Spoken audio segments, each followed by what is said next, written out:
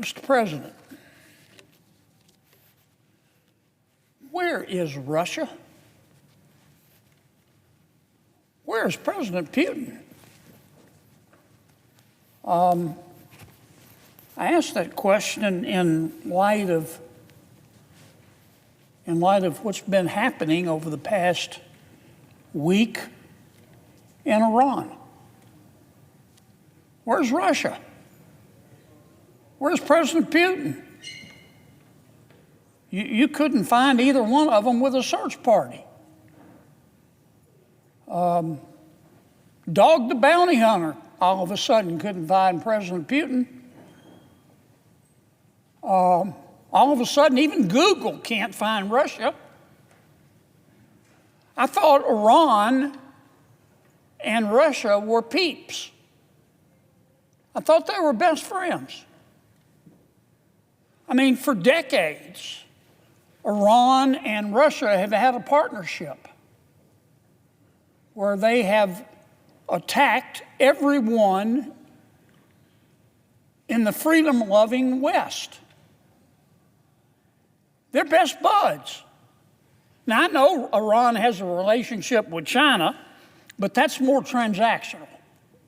China just likes to buy Iran's cheap oil. With Russia and Iran, it was supposed to be a deeper, more meaningful relationship. And this isn't something new. It's been a partnership for decades. I remember when Putin invaded Ukraine, one of the first allies he turned to was Iran. And Iran sent Russia ammunition. And Iran sent Russia artillery shells. And Iran sent Russia drones. And Iran has sent Russia drones and ammunition and artillery shells every single day of the war. So where's Russia?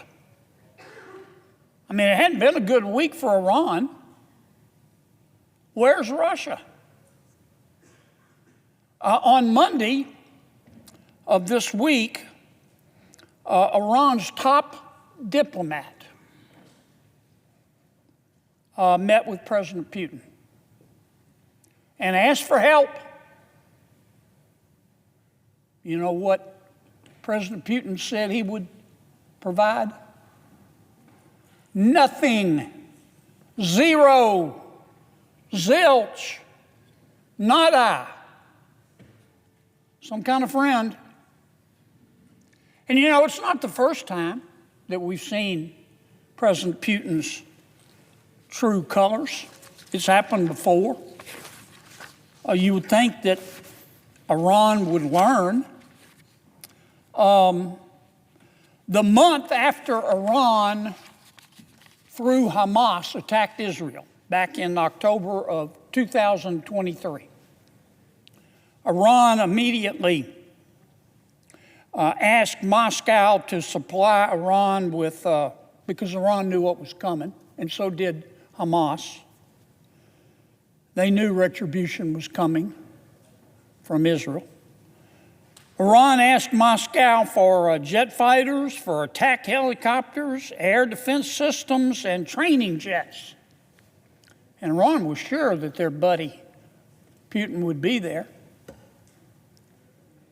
Putin sent them a few jets and said, "Go away, don't bother me."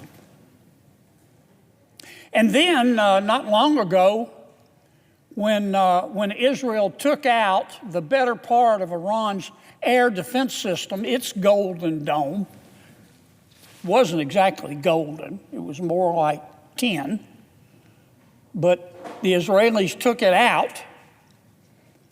Iran asked Russia, said, "Look, we have to rearm. We're naked and alone here. We need more air defense missiles to shoot down the Israeli planes." President Putin said, "Go away. Don't bother me." What a friend. President Putin has done it to other countries. Russia has had alliances not just with Iran through the years. I'll give you a couple of examples. Armenia and Russia were best buds. Two peas in a pod. But when Armenia got in a war with Azerbaijan, let me say that again. Azerbaijan, once again, you couldn't find Russia with a search party. Iran and Russia worked together to prop up al-Assad in Syria. Remember that? When the people of Syria were revolting against Assad, who had blood under his fingernails, you know who kept him afloat? Iran, yes, but especially Russia. And then Assad got in trouble. And that's when he really needed Russia. And he went to Mr. Putin and said, help me, help me. And Mr. Putin said, no, you're on your own. You can come to my country where they can't get to you, but that's it. Too bad, I don't need you anymore. I hope a lot's going on with respect to the Middle East right now, but I hope that the world notices what kind of friend Russia is. I hope other countries that Russia has alliances with and that Russia is assiduously courting to be a, quote, partnership, notices how Russia reacts to their friends. Where's Russia? Where's Putin? All of a sudden, you can't find him. Now, I'm delighted with that. I'm just delighted. But this was very, very predictable.